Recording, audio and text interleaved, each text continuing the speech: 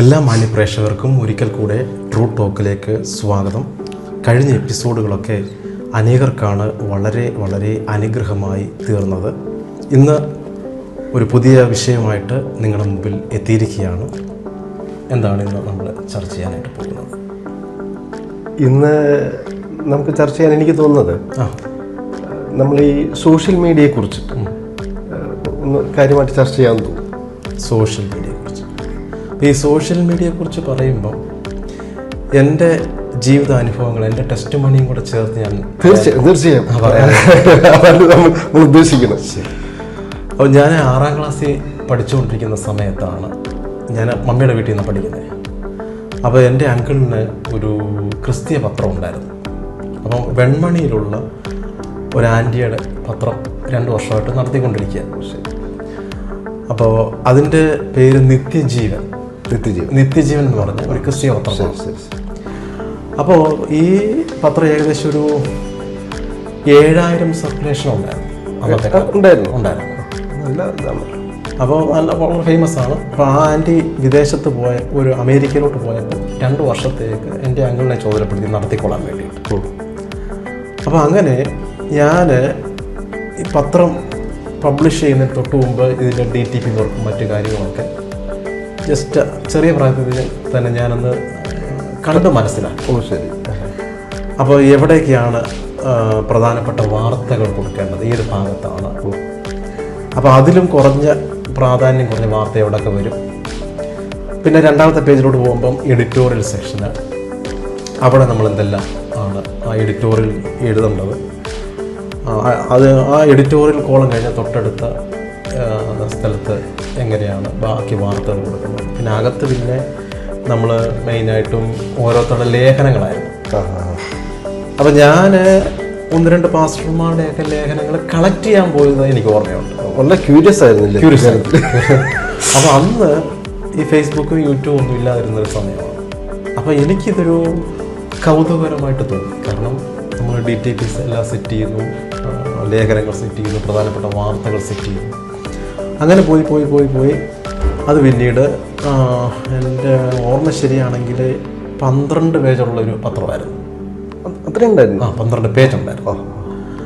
അപ്പോൾ ആ പത്രം പിന്നീട് DTP വർക്കൊക്കെ കഴിഞ്ഞ് മാസത്തിൽ ഒരിതേ ഉള്ളൂ. മാസത്തിലൊന്നേ ഉള്ളൂ. സോറി, മാസത്തിലൊന്നല്ല, 2 ആഴ്ച കൂടിയിരിക്കുമ്പോൾ ഒന്ന്. ഈ 2 ആഴ്ച കൂടി. അതെ. അപ്പം മാസത്തിൽ 2. അപ്പോൾ അത് പുറത്തിറങ്ങി കഴിയുമ്പോൾ അത് പിന്നീട് ഡിസ്ട്രിബ്യൂഷൻ ചെയ്യുന്നു. അപ്പോൾ ഇതെല്ലാം ഞാൻ ചെറിയ പ്രായത്തിൽ തന്നെ കണ്ട് മനസ്സിലാക്കിയത് കൊണ്ടും എനിക്ക് അതിനോട് ഭയങ്കര ഒരു താല്പര്യമുണ്ടായി. അതിനുശേഷം ആ പത്രം പിന്നെ തിരിച്ചു കൊടുക്കേണ്ടി വന്നു. അങ്ങനെ തിരിച്ചു കൊടുത്തെന്ന് തോന്നുന്നത്. അതിനുശേഷം പിന്നീട് ഞാൻ പഠന കോളേജിലൊക്കെ പഠിച്ചുകൊണ്ടിരിക്കുന്ന സമയത്ത് പിന്നെ സാറ്റലൈറ്റ്, ആദ്യം ഞാൻ മെസ്സേജുകളൊക്കെ കൊടുത്തുകൊണ്ടിരുന്നത് ലോക്കൽ ചാനലിലാണ്. അവിടെ പഠിച്ചുകൊണ്ടിരുന്ന സമയത്ത്. അത് കഴിഞ്ഞ് കുറച്ച് നാൾ പഠിത്തമൊക്കെ കഴിഞ്ഞ് പുറത്ത് വന്നു കഴിഞ്ഞപ്പോഴാണ് പിന്നീട് സാറ്റലൈറ്റ് ചാനലിലോട്ട് കയറുന്നു. അപ്പം ആ ചെറിയ പ്രായത്തിൽ തന്നെ എനിക്ക് മീഡിയയോട് ഭയങ്കര ഒരു ക്രേസ്. പിന്നീട് ഞാൻ ഈ ചെറിയ പ്രായത്തിൽ ഈ കോളേജിലൊക്കെ പഠിക്കുന്നതിന് തൊട്ട് മുമ്പ് തന്നെ പുസ്തകം എഴുതണമെന്ന് പറഞ്ഞു ഭയങ്കര ആഗ്രഹമുണ്ടായിരുന്നു. അപ്പം പുസ്തകം എഴുതാൻ വേണ്ടിയിട്ട് തന്നെ ഞാൻ വലിയ നോട്ട്ബുക്കൊക്കെ മേടിച്ച് ഇങ്ങനെ എഴുതി. പക്ഷേ ഒന്നും പബ്ലിഷ് ചെയ്യുന്നില്ല. കാരണം അതിനുള്ള ഒരു എന്താ പറയുക, ഒരു ധൈര്യം നമുക്കില്ല. മനസ്സിലായില്ല. പിന്നെ നമ്മളെ എൻകറേജ് ചെയ്യാൻ ആരും അത് ചെയ്യുന്നില്ല, പബ്ലിഷ് ചെയ്യാൻ പറ്റുന്നില്ല. അപ്പോൾ അങ്ങനെ ഇരുന്ന സമയത്ത് കോളേജിൽ പഠിച്ചുകൊണ്ടിരുന്നപ്പോഴാണ് എനിക്കൊരു മെസ്സേജ് എനിക്ക് മനസ്സിലോട്ട് വരുന്നത്. ഒരു മാഗസിനാണെങ്കിലും ഒരു പുസ്തകം എഴുതിയാലും എൻ്റെ ഉള്ളിലോട്ട് വന്നൊരു ആശയമാണ്. നമ്മളിപ്പം റെസ്റ്റിലാണെങ്കിൽ, ഉറങ്ങി കിടക്കുവാണെങ്കിലും നമ്മൾ എഴുതിയ പുസ്തകം നമുക്ക് വേണ്ടി സംസാരിച്ചു. വലിയൊരു പോയിന്റ്, അതൊരു വലിയ വചനമാണ്. അതെ. അപ്പോൾ അതിനുശേഷം പിന്നീട് ഞാൻ പുസ്തകങ്ങളൊക്കെ എഴുതി പബ്ലിഷ് ചെയ്യാൻ തുടങ്ങി. അത് അനേകർക്ക് ബ്ലെസ്സിങ് ആയിരുന്നു. അപ്പോൾ ഈ പുസ്തകങ്ങൾ എഴുതി പബ്ലിഷ് ചെയ്യുന്നതിന് തൊട്ട് മുമ്പ് ഒരു 3-4 ക്രിസ്തീയ പത്രത്തിൽ ഞാൻ പ്രവർത്തിച്ചിട്ടുണ്ട്. എഡിറ്റോറിയൽ സെക്ഷനും പിന്നെ ചില പത്രത്തിൽ വന്നിട്ട് ഞാൻ സർക്കുലേഷൻ മാനേജറായിട്ട് വർക്ക് ചെയ്തു. അതൊക്കെ വലിയ എക്സ്പീരിയൻസ്, നല്ല എക്സ്പീരിയൻസ്. അപ്പം വലിയ വലിയ പ്രഗത്ഭരായിട്ടുള്ള ആൾക്കാരുടെയൊക്കെ ഇൻ്റർവ്യൂ എടുക്കാനായിട്ട് ഞാനാണ് പോകുന്നത്. അപ്പം അവർ പറയുമ്പോൾ ഞാനിങ്ങനെ എഴുതിയെടുക്കുന്നു. അപ്പോൾ അത് പിന്നീട് മാഗസിനകത്ത് പബ്ലിഷ് ചെയ്തു വരുന്നു. അത് കഴിഞ്ഞ് ഞാൻ പിന്നീട് ചില സ്വാർത്ഥ താല്പര്യ നിമിത്തമായിട്ട് നമ്മൾ കൈകാര്യം ചെയ്തുകൊണ്ടിരുന്ന പല പൊസിഷനും സ്വാർത്ഥ താല്പര്യത്താൽ പലരും കൈയടക്കിയത് കൊണ്ട് ഞാൻ പുറത്ത് പോകേണ്ട ഒരു അവസ്ഥ വന്നപ്പോൾ ഞാൻ പിന്നീട് സ്വന്തമായിട്ട് സ്വന്തമായിട്ടൊരു മാഗസിൻ പബ്ലിഷ് ചെയ്യാൻ തുടങ്ങി, സ്വന്തമായിട്ട്. അപ്പോൾ അത് വലിയൊരു റിസ്ക് ആയിരുന്നു. അത് അവിടെ വെച്ചിട്ട്? അതെ, വർക്ക് ചെയ്യുന്നുണ്ട്. അതെ, വർക്ക് ചെയ്തുകൊണ്ടിരിക്കുമ്പോൾ തന്നെ. ശരി. അപ്പോൾ ആ സ്വന്തമായിട്ട് എഴുതിയ പത്രത്തിൻ്റെ പേര് ഗോഡ്സ് പ്രസൻസ് എന്നാണ്. അപ്പോൾ അതിൻ്റെ പേരിൽ ഈ അടുത്തിടെ വരെ ഇമെയിൽ ഐ ഡി എൻ്റെ ഉണ്ടായിരുന്നു. അതിൻ്റെ പേരിലായിരുന്നു. അപ്പോൾ അല്ല, ഈ ജോലിക്ക് പോകുന്നതിന് മുമ്പ് ചെറിയ പ്രായത്തിലാണ്. എൻ്റെ ഓർമ്മ ശരിയാണെങ്കിൽ 22ാമത്തെ വയസ്സിലോ 21ാമത്തെ വയസ്സിലാണ് ഞാൻ സ്വന്തമായിട്ട്. അതിന് തൊട്ട് മുമ്പ് വരെ ഞാൻ ഈ പറഞ്ഞ പോലെ ബാക്കി പത്രങ്ങളെല്ലാം ഞാൻ കൈകാര്യം ചെയ്തു. അപ്പോൾ അതൊരു 8 മാസം എനിക്ക് ഓടിക്കാൻ പറ്റൂ. 8 മാസം ഈ ഗോഡ്സ് പ്രസൻസ്. അത് കഴിഞ്ഞാൽ അത് നിന്നുപോയി. കാരണം സാമ്പത്തികമായിട്ട് നമ്മളെ സപ്പോർട്ട് ചെയ്യാൻ ആരുമില്ല. പിന്നീട് പല പ്രതിസന്ധികൾ. പിന്നെ എനിക്ക് ഇഷ്ടംപോലെ വരിക്കാരൊക്കെ ഉണ്ടായിരുന്നു. പക്ഷെ എനിക്ക് ഓടിച്ചുകൊണ്ട് പോകാൻ പറ്റാതെ വന്നു. അങ്ങനെ അതങ്ങ് സ്റ്റോപ്പായി. അപ്പോൾ അത്രയും നാളത്തെ എക്സ്പീരിയൻസ് ചെറിയ പ്രായത്തിൽ എനിക്ക് കിട്ടി. മനസ്സിലായി. പിന്നീട് ഞാൻ ഫുൾ ടൈം സുവിശേഷ പ്രവർത്തനത്തിന് വരുന്നതിന് തൊട്ട് മുമ്പ് ഞാനിതുപോലെ ലോക്കൽ ചാനലിലാണ് പിന്നീട് മെസ്സേജ് കൊടുത്തുകൊണ്ടിരുന്നത്. അത് കഴിഞ്ഞ് പിന്നെ സാറ്റലൈറ്റ് ചാനലിലോട്ട് മാറി. അപ്പോൾ ഇത്രയും എക്സ്പീരിയൻസ് എനിക്കുണ്ട്. പക്ഷേ അന്ന് ഞാൻ ഒരു കാര്യം ചെയ്യണമായിരുന്നു. ഫേസ്ബുക്കും യൂട്യൂബും അന്ന് ഞാനൊന്ന് കോൺസെൻട്രേഷൻ അതായത് ഒന്ന് ശ്രദ്ധിക്കണമായിരുന്നു. അത് ശ്രദ്ധിക്കാതെ പോയി. പിന്നീടുള്ള കാലഘട്ടം മുഴുവൻ ഞാൻ പ്രോഗ്രാം ചെയ്ത് മറ്റ് മീഡിയയിലോട്ടാണ് വർക്ക് ചെയ്തത്. ഇന്ന് എനിക്കതിന് വിഷമം തോന്നുന്നു. കാരണം അന്ന് സ്വന്തമായിട്ട് ഫേസ്ബുക്ക് പേജും അല്ലെങ്കിൽ ഫേസ്ബുക്കിലൂടെയും യൂട്യൂബ് ചാനലിലൂടെയും അന്ന് നമ്മളൊന്ന് ശ്രദ്ധിച്ചിരുന്നെങ്കിൽ ഇന്ന് അത്യാവശ്യം ചെറിയൊരു റവന്യൂ വന്നു പോയാൽ ഞാൻ അന്ന് അഡ്വാൻസ് ആയിട്ട് ചെയ്യണമായിരുന്നു. പക്ഷേ നമ്മുടെ പ്രോഗ്രാം എല്ലാം മറ്റ് മീഡിയയിൽ കൊടുത്താണ് ഞാൻ ടെലികാസ്റ്റ് ചെയ്തിട്ടുള്ളത്. അപ്പോൾ ഇത് പലർക്കും പറ്റുന്നുണ്ട്. ഞാനും ആദ്യം ഈ ചാനലൊക്കെ മറ്റു അപ്പൊ അതുകൊണ്ടിപ്പോൾ അവസാനം നമുക്ക് ഒരു ഇത് അതപ്പോൾ അങ്ങോട്ടല്ലേ കിട്ടുന്നത്. അല്ല, ഞാൻ അതിനെക്കുറിച്ച് ശ്രദ്ധിച്ചത് ഒന്നും അറിയാത്ത പിള്ളേർ സെറ്റ് വരെ വലിയ ജനറൽ നോളജ് ഒന്നും ഇല്ലാത്തവർ പോലും ഒരു ചെറിയൊരു മൊബൈലും എടുത്ത് ലോകരാജ്യങ്ങളിൽ യാത്ര ചെയ്യാം. ഇപ്പം വളരെ വലിയ തോതിലാണ് ഇപ്പോൾ ഇങ്ങനെ യാത്ര ചെയ്തുകൊണ്ടിരിക്കുന്നത്. അപ്പോൾ വളരെ ക്രൈസ് ഉണ്ട്. പിന്നെ അതിനകത്ത് നമുക്ക് വരുമാനം കിട്ടുന്നുണ്ട്. മനസ്സിലായിട്ടുണ്ട്. അപ്പോൾ സോഷ്യൽ മീഡിയയുടെ സാധ്യത നമ്മൾ മനസ്സിലാക്കിയിരിക്കുന്ന എപ്പോഴും നല്ലതാണ്. അതാണ് ആദ്യം ശരിയാണ് കുറേ കാര്യങ്ങൾക്കുള്ള എന്ന് പറയുന്നത്. പിന്നെ എനിക്ക് തോന്നിയുള്ള ഇനി വരുന്ന കാലഘട്ടത്തിൽ ഈ സോഷ്യൽ മീഡിയ ഏത് തരത്തിലായിരിക്കും മനുഷ്യനെ സ്വാധീനിക്കുക? ഈ സോഷ്യൽ മീഡിയ ശരിക്കും പറഞ്ഞാൽ ഇപ്പം നമ്മുടെ കൊച്ചു പിള്ളേരെ വരെ സ്വാധീനിച്ചുകൊണ്ടിരിക്കുക. അപ്പോൾ ഇതിന് ഒരുപാട് ദോഷവശങ്ങളുമുണ്ട്. ഗുണത്തേക്കാൾ ദോഷവശങ്ങളുണ്ട്. കാരണം നമ്മളൊരു എപ്പിസോഡ് പറഞ്ഞതാണ്, സോഷ്യൽ മീഡിയയുടെ അമിത ഉപയോഗ നിമിത്തമായിട്ട് മനുഷ്യൻ പെട്ടെന്ന് പ്രായത്തിലോട്ട് വരും എന്നൊരു പോയിന്റ് ഞാനൊരു എപ്പിസോഡ് ഞാൻ പറഞ്ഞതാണ്. അതവിടെ നിൽക്കട്ടെ. ഇത് മനുഷ്യനെ സംബന്ധിച്ചിടത്തോളം ഇപ്പം ഞാൻ പറയും, ഇപ്പം നമ്മുടെയൊക്കെ ചെറുപ്പത്തിലുള്ള മലയാള മനോരമ, അപ്പോൾ അതിനകത്ത് വരുന്ന വാർത്ത ഈ പറഞ്ഞ പോലെ നാളെ വരുന്ന വാർത്ത തലേ ദിവസമേ നിമിഷം നേരം കൊണ്ട് നമ്മൾ മൊബൈലിൽ അറിയാണത്. ഒരു ദിവസത്തേക്ക് വെയിറ്റ് ചെയ്യേണ്ട ആവശ്യമില്ല, ന്യൂസ് അറിയാം. പിന്നെ ഞാനൊരു എക്സ്പേർട്ടായിട്ടുള്ള ഒരാളോട് ചോദിച്ചപ്പം പിന്നീട് ഈ മലയാള മനോരമ പോലുള്ള പത്രം വായിക്കുന്നത് അത് കുറച്ചുകൂടെ ആ വാർത്തകൾ കുറച്ചുകൂടെ ഒന്ന് വിശാലമാക്കി എഴുതും, അല്ലെങ്കിൽ ഗ്രാഫൊക്കെ വരച്ച്. മനസ്സിലായി. അപ്പം അതുകൊണ്ടാണ് അത് പോയി വായിക്കും. പക്ഷെ ചെറുപ്പക്കാരെല്ലാം ഈ പെട്ടെന്ന് ന്യൂസ് ജസ്റ്റ് ഒന്ന് കണ്ടു പോവാണ്. അപ്പോൾ വാർത്തകൾ നമ്മുടെ കൈത്തുമ്പിൽ ചെറിയ ഫോണിൽ കിട്ടുന്നു. ലോകത്തെവിടെ നടക്കുന്ന വാർത്തകൾ നമ്മുടെ റൂമിൽ കിട്ടുന്നു. മനസ്സിലായില്ലേ? മാത്രമല്ല ഈ സോഷ്യൽ മീഡിയയിലൂടെ ഇന്ന് 10,000 കണക്കിന് ചെറുപ്പക്കാരാണ് അതിനകത്തൂടെ വരുമാനം ഉണ്ടായിക്കൊണ്ടിരിക്കുന്നത്. മനസ്സിലായി? അപ്പം ഒരുപാട് നല്ല വശങ്ങളുണ്ട്. അതിൻ്റെ ഗുണവശങ്ങൾ ആ രീതിയിൽ ഇരിക്കുമ്പോൾ തന്നെ നമുക്കറിയാം മറ്റേ ഇതിൻ്റെ ഈ പലതരത്തിലുള്ള അസുഖങ്ങൾ ഈ അനിയന്ത്രിതമായിട്ടുള്ള ഉപയോഗം മൂലം മാനസികമായിട്ടുള്ള തകരാറുകൾ ഉള്ള ഒരു നല്ലൊരു ചെറുപ്പക്കാരായിട്ടുള്ള തലമുറ ഇപ്പോൾ ഉണ്ടെന്നാണ് അറിയാം. അതെ, കാരണം നിരന്തരമായിട്ട് അവരിതിൻ്റെ അഡിക്ഷനാണ്. അപ്പം അന്നേരം ഞാൻ ചിന്തിക്കുന്നത് എന്താണെന്ന് അറിയാം, പഴയ പുസ്തക എഴുത്തിലോട്ട് തിരിച്ചു വരണം എന്നുള്ളൊരു ചിന്തയാണ് ഇപ്പം വരുന്നത്. കാരണം പുസ്തക വായന ഇപ്പോൾ ചെറുപ്പക്കാർക്കാർക്കും ഇല്ല. അപ്പോൾ ഇനിയുള്ള പ്രത്യേകിച്ച് 2025 നമ്മൾ എഴുതി പകുതിയാക്കിയിരിക്കുന്ന 2 പുസ്തകങ്ങളുണ്ട്. അത് എത്രയും പെട്ടെന്ന് പുറത്തിറക്കണമെന്നാണ് എൻ്റെ താല്പര്യം. അത് എത്രയും വേഗം പുറത്തിറങ്ങട്ടെ എന്ന് പ്രാർത്ഥിക്കുക. കാരണം പുസ്തകത്തിലൂടെ തീർച്ചയായും നമുക്ക് ഒരുപാട് എന്താ പറയുക, ഒരുപാട് കാര്യങ്ങൾ മറ്റുള്ളവരിലേക്ക് എത്തിക്കാൻ പറ്റും.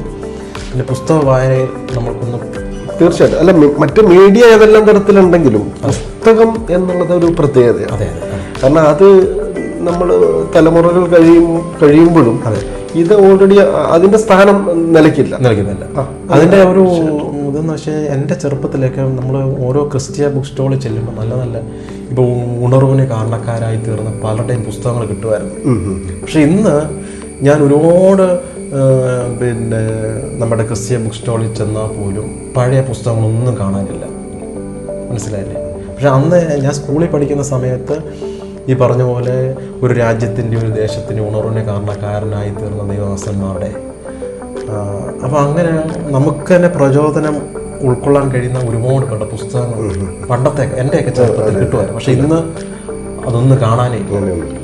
ഉദാഹരണത്തിന് ഈ സ്മിത്ത് വിഗിൾസ്വർത്തിൻ്റെയൊക്കെ മലയാളത്തിലും ഇംഗ്ലീഷിലും കിട്ടുമായിരുന്നു. പക്ഷെ ഇന്നൊന്നും അത് കാണാൻ പോലും ഇല്ല. അപ്പോൾ അങ്ങനത്തെ ഒരു മൊത്തം ഇപ്പോൾ സോഷ്യൽ മീഡിയ കൈയടക്കി. ഈ പുസ്തകങ്ങൾ പോലും സോഷ്യൽ മീഡിയയിൽ ഉണ്ടല്ലോ. ജസ്റ്റ് ഗൂഗിൾ സെർച്ച് ചെയ്ത് കഴിഞ്ഞാൽ അതിന്റെ ഫുൾ അവർക്ക് എടുക്കാൻ പറ്റും. അതുകൊണ്ടാണ് ഈ യുവതലമുറ ഈ പുസ്തകം തേടിപ്പോവാതെ. പക്ഷെ പുസ്തകം തേടിപ്പോകുന്ന ഒരു തലമുറ ഒരുപക്ഷെ വരുമായിരിക്കും എന്നാണ് എനിക്ക് തോന്നുന്നത്. അല്ല, ഇപ്പം നമ്മളിപ്പോൾ ഈ പുസ്തകത്തിൻ്റെ ഒരു പ്രാധാന്യം എന്താണെന്ന് വെച്ചാൽ ഇപ്പം നമ്മൾ നെറ്റ്വർക്ക് ഒന്നും ഇല്ലാത്തൊരു സ്ഥലത്ത് നമ്മൾ റിസോർട്ടിലോ അല്ലെങ്കിൽ ഒരു സ്ഥലത്ത് കഴിയേണ്ടി വരുമ്പോൾ കറക്റ്റ് അന്നേരമാണ് ആ പറഞ്ഞത് വളരെ അർത്ഥവത്തായ ഒരു കാര്യമാണ്, ഒരു പ്രസക്തമായ പോയിന്റ്. അതെ, ഈ നെറ്റ് കണക്ഷൻ ഒന്നുമില്ല. നമ്മൾ ഇച്ചിരി ഉൾഗ്രാമത്തിലോട്ട് അല്ലെങ്കിൽ പ്രവർത്തന സംബന്ധമായിട്ട് പോയി നമുക്കൊരു പുസ്തകം വായിക്കണം. നമുക്ക് വേറെ വഴിയില്ല, പുസ്തകത്തെ ആശ്രയിച്ചേ പറ്റത്തുള്ളൂ.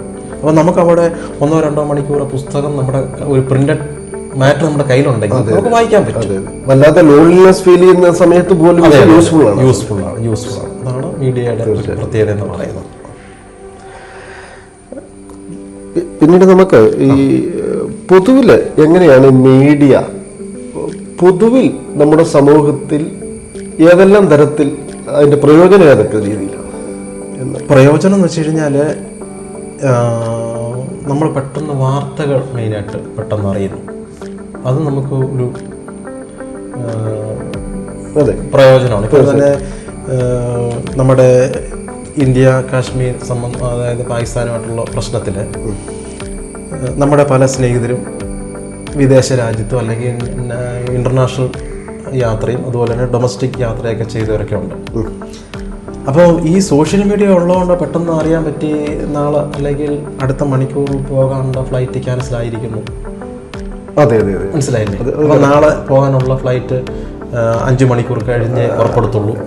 അപ്പൊ ഇത് വാർത്തകൾ പെട്ടെന്ന്. പക്ഷേ എനിക്ക് ഒന്ന് ചോദിക്കാനുള്ള അതിനോടൊപ്പം തന്നെ ഇന്നിപ്പോ കണ്ടുവരുന്ന ഒരു പ്രത്യേക രീതി എന്താ വെച്ചാൽ ഈ വാർത്തകൾ കൂടുതൽ അട്രാക്ട് ചെയ്യാൻ വേണ്ടിയിട്ട് പലരും അവരുടെ മീഡിയയില് ഈ സബ്ജക്റ്റുമായിട്ട് വലിയ ബന്ധമില്ല. അത് ഒരുപാടുണ്ട്. അത് ഒരുപാട് യൂട്യൂബേഴ്സ് ചെയ്യുന്ന നമ്മള് കണ്ടെടുത്ത് കഴിയുമ്പോൾ സബ്ജക്റ്റായിട്ട് ഒരു ബന്ധമുണ്ടാവില്ല. അങ്ങനെയുള്ള യൂട്യൂബ് എടുത്ത് നോക്കുമ്പോൾ അതിൻ്റെ അടിയെല്ലാം തെറി എഴുതി വെച്ചത്. ഇതുകൊണ്ടാണ് കാര്യം. കാരണം ആ കൊടുക്കുന്ന സബ്ജക്റ്റുമായിട്ടോ അല്ലെങ്കിൽ ആ ടൈറ്റിൽ കൊടുക്കുന്നതോട് യാതൊരു ബന്ധമില്ല. അല്ല, അങ്ങനെ ചെയ്യാൻ പാടില്ല. ഒരിക്കലും അങ്ങനെ ചെയ്യാൻ പാടില്ല. നമ്മള് ഒരു നീതി പുലർത്തും. അതൊരു സാമൂഹ്യ ദ്രോഹമാണ്.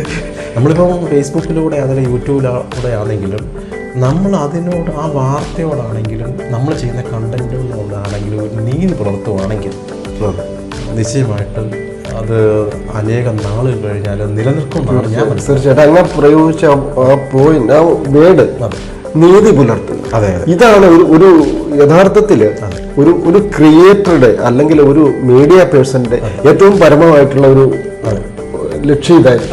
ആ നീതി പുലർത്തുമ്പോൾ മാത്രമാണ് ആ വാർത്തയിലൂടെ ഒരു നീതി പിന്നീട് ആരെങ്കിലും ആൾക്കാരെ ശ്രദ്ധിക്കത്തുള്ളൂ. തീർച്ചയായും. ഇപ്പൊ ഒരു ഈ പറഞ്ഞ പോലെ ടൈറ്റിൽ ഒന്ന് അതിനകത്ത് കൊടുത്തിരിക്കുന്ന വാർത്ത വേറെ ആണെങ്കിൽ പിന്നീട് അത്രയും വ്യൂവേഴ്സിനെ നമുക്ക് നഷ്ടപ്പെടുക. നമ്മൾ ചെറിയ കണ്ടന്റ് ആയിരിക്കും ചിലപ്പോൾ ചെയ്യുന്നത്. അതും ശരിയാകും പറഞ്ഞാൽ ഞാനിപ്പോ പല ഇത് എങ്ങനെയുള്ളതാണെന്ന് അറിയാവുന്ന ചില ചാനൽസ് ഞാൻ ഒഴിവാക്കിയിട്ടുണ്ട് പലതും. അതെ. അപ്പോൾ പെട്ടെന്ന് വളർന്നു വരുന്നതൊക്കെ പെട്ടെന്ന് ഷൂ എന്ന് പറഞ്ഞാൽ തീരും. അതെ. നമ്മൾ ഗ്രാജുവലി വളരാം. മനസ്സിലായില്ലേ? സ്റ്റെപ്പ് ബൈ സ്റ്റെപ്പായിട്ട് വളരുന്നതാണ് എപ്പോഴും നല്ലത്. പെട്ടെന്നൊരു വ്യൂസിനെ കിട്ടാൻ വേണ്ടിയിട്ട് പിന്നെ നമ്മുടെ കയ്യിൽ നിന്ന് വാർത്തകൾ ഉണ്ടാക്കുകയോ അല്ലെങ്കിൽ പെട്ടെന്ന് കുറേ ആൾക്കാരെ അട്രാക്ട് ചെയ്യാൻ വേണ്ടിയിട്ടൊക്കെ ചെയ്തു കഴിഞ്ഞാൽ അത് അധികം നാളും നിലനിൽക്കത്തില്ല. അപ്പം നമ്മുടെ പ്രവർത്തനമാണെങ്കിൽ നിലനിന്ന് പോകണം. തീർച്ചയായിട്ടും ഇതാണ് നിലനിൽക്കുന്ന ഒരു പ്രവർത്തനമായിരിക്കണം നമുക്ക്. പടിപടിയായി അവിടെയാണ് വളർച്ച ശരിക്കും പറഞ്ഞാൽ അതിൻ്റെ കറക്റ്റ് ലെവലിൽ പോകും. അപ്പോൾ അടുത്ത ആഴ്ച മറ്റൊരു വിഷയമായിട്ട് വേഗത്തിൽ വരാം. God bless you. അല്പനേരം ഒന്ന് ഞങ്ങളെ ശ്രദ്ധിച്ചേ. അനേക വർഷങ്ങളായിട്ട് നിങ്ങളുടെ മുമ്പിൽ ഞാൻ നിരവധി മീഡിയയിലൂടെ എത്തിക്കൊണ്ടിരിക്കുകയാണ്. പ്രത്യേകിച്ച് എല്ലാ ഞങ്ങളുടെ പ്രേക്ഷകരോടും നന്ദിയും സ്നേഹവും ഈ അവസരത്തിൽ അറിയിക്കുന്നു. അപ്പോൾ തന്നെ ഈ വർഷം മുതൽ നിങ്ങൾക്ക് ഓരോരുത്തർക്കും വളരെ പ്രയോജനം ചെയ്യുന്ന വിഷയമായിട്ട് എല്ലാ ദിവസവും നിങ്ങളായിരിക്കുന്ന ഇടങ്ങളിൽ ഞാൻ വരാനായിട്ട് താല്പര്യപ്പെടുകയാണ്.